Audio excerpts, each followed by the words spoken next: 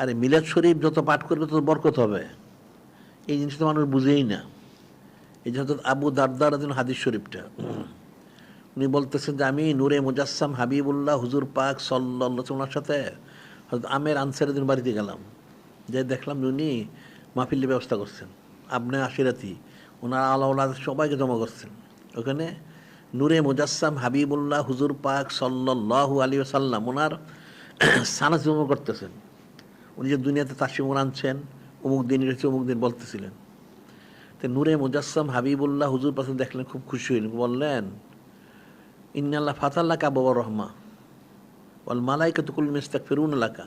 এই যে আপনি এত উত্তম আমল করতেছেন, তাতে এই যে নূরে মুজাসসাম হাবিবুল্লাহ হুজুর পাক সাল্লাল্লাহু আলাইহি ওয়াসাল্লাম ওনার সানাত করতেছেন, যেটা আমরা সাইয়্যিদ সাইয়্যিদুল আশরাফ বলি, পালন করতেছেন, এই জন্য আল্লাহ পাক খুশি হয়ে গেছেন।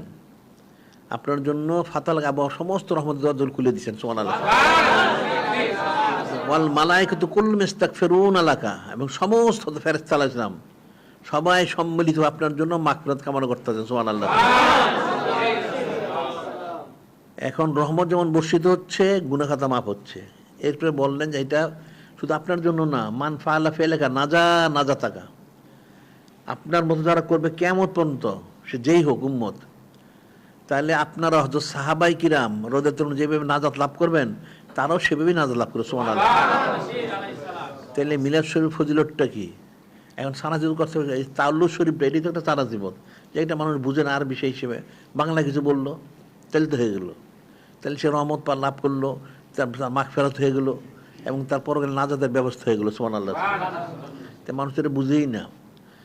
এখন ওলামায়ে সুফ, ফাসেক, ফুজ্জার, খারিজি, রাফিজি, মুতাজিলা, জামাতি, তাবলীগ এরা বিরোধিতা করবে, এদের তো শয়তানের তাসির আছে, এটা এক কাজ করতে দিবে না, তো এটা তো করতেই হবে, এটা ফজিলত তো রয়ে গেছে, আমাদের কিতাব তো রয়ে গেছে, আমাদের কিতাব যে আছে এটা ফজিলত তো বের হয়েছে, যে কত ফজিলত, সেই কিতাবগুলি সংগ্রহ করে কিতাবগুলি রাখতে পারে সাথে, এটা আলোচনা করতে পারে, মানুষকে দেখাইতে পারে, তাহলে মানুষ সহজে মানবে, তারও রহমত বরকত হইল, মানুষও জানলো।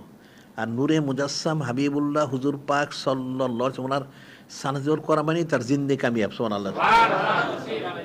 এটা যত সহজ মনে এত সহজ এটা না।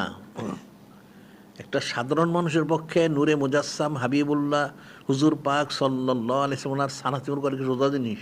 তার তো যোগ্যতাই নেই, ওনার সানাজর তার তো যোগ্যতা, তার তো মুখ তো না পাক, তো ওনার নাম ওর সে নেয় কেমনে?